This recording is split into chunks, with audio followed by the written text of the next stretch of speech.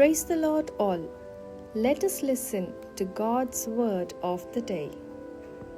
Do good to your servant, and I will live. I will obey your word. Psalms chapter 119, verse 17.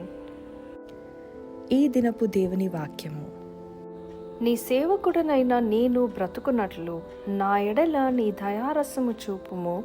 నీ వాక్యమును బట్టి నేను నడుచుకొనుచుందును. కీర్తనల గ్రంథము 119వ అధ్యాయము 17వ వచనము. आज परमेश्वर का वचन.